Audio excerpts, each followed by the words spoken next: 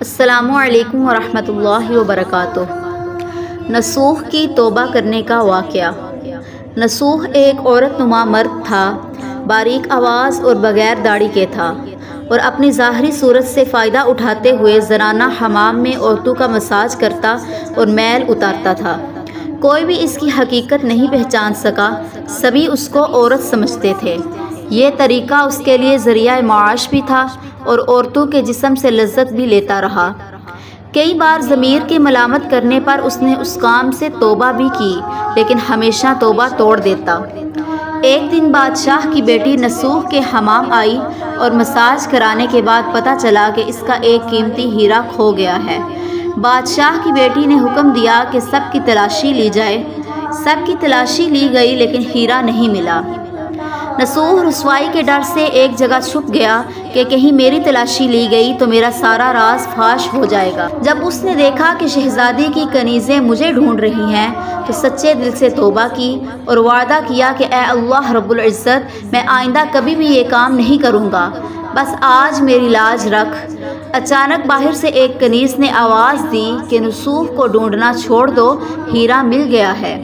نصوح نم آنکھوں کے ساتھ باہر آیا اور شہزادی سے اجازت لے کر گھر آ گیا۔ نصوح نے قدرت کا کرشمہ دیکھ لیا تھا اور ہمیشہ ہمیشہ کے لیے اس کام سے توبہ کر لی۔ کئی دنوں سے حمام نہ جانے پر ایک دن شہزادی نے بلاوا بھیجا کہ حمام آ کر میرا مساج کرے، لیکن نصوح نے بہانہ بنایا کہ میرے ہاتھ میں درد ہے، مجھ سے مساج نہیں ہوگا۔ اس کے بعد نصوح کبھی حمام نہیں گیا۔ نصوح نے دیکھا کہ اس شہر میں رہنا اس کے لیے مناسب نہیں ہے۔ سبھی عورتیں اس کو چاہتی ہیں اور اس کے ہاتھ سے مساج کرانا پسند کرتی ہیں۔ جتنا بھی غلط طریقے سے کمایا تھا سب غریبوں میں بانٹ دیا اور شہر سے نکل کر کئی کلومیٹر دور ایک پہاڑی پر ڈیرا ڈال کر اللہ تعالیٰ کی عبادت میں مشغول ہو گیا۔ ایک دن اس کی نظر ایک بھینس پر پڑی جو اس کے قریب گھاس چر رہی تھی۔ اس نے سوچا کہ یہ کسی چرواہے سے بچھڑ گئی ہے، جب تک اس کا مالک نہ آئے تب تک میں اس کی دیکھ بھال کر لیتا ہوں، لہٰذا اس کی دیکھ بھال کرنے لگا۔ کچھ دن بعد بھینس نے بچہ دیا اور نصوح اس کا دودھ استعمال کرنے لگا۔ عرصے بعد ایک تجارتی قافلہ راستہ بھول کر ادھر آ گیا۔ سارے قافلے والے پیاس کی شدت سے نڈال تھے۔ انہوں نے نصوح سے پانی مانگا۔ نصوح نے سب کو بھینس کا دودھ پلایا۔ قافلے والوں نے نصوح سے شہر جانے کا راستہ پوچھا۔ نصوح نے ان کو آسان اور نزدیکی راستہ دکھایا۔ جانے سے پہلے تاجروں نے نصوح کو بہت سارا مال دیا۔ نصوح نے ان پیسوں سے وہاں کنواں کھدوا دیا۔ آہستہ آہستہ وہاں لوگ بسنے لگے اور عمارتیں بننے لگیں۔ وہاں کے لوگ نصوح کو بڑی عزت سے دیکھتے تھے۔ آہستہ آہستہ نصوح کا چرچا بادشاہ تک بھی پہنچ گیا، وہی بادشاہ جو اس شہزادی کا باپ تھا۔ بادشاہ کے دل میں نصوح سے ملنے کا بڑا اشتیاق پیدا ہوا۔ انہوں نے نصوح کو پیغام بھیجا کہ بادشاہ سے ملنے دربار تشریف لے آئے۔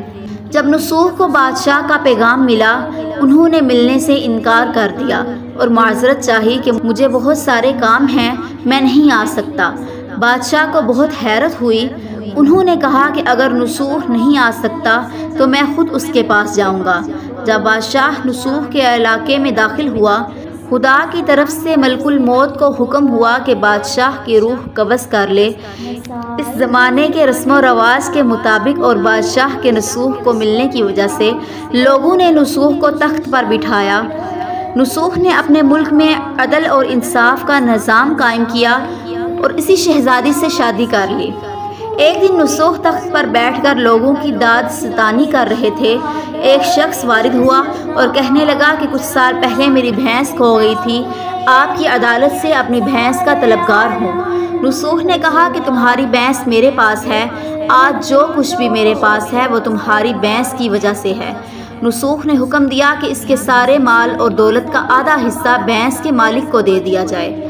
وہ شخص خدا کے حکم سے کہنے لگا، اے نصوح، جان لو نہ میں انسان ہوں اور نہ ہی جانور بھینس ہے، بلکہ ہم دو فرشتے ہیں، تمہارا امتحان لینے آئے تھے۔ یہ سارا مال اور دولت تمہارے سچے دل سے توبہ کرنے کا نتیجہ ہے، یہ سب کچھ تمہیں مبارک ہو۔ پھر وہ دونوں فرشتے نظروں سے غائب ہو گئے۔ اسی وجہ سے سچے دل سے توبہ کرنے کو توبۃ النصوح کہتے ہیں۔ اللہ تعالی ہمیں توبۃ النصوح کرنے کی توفیق عطا فرمائے، آمین یا رب العالمین۔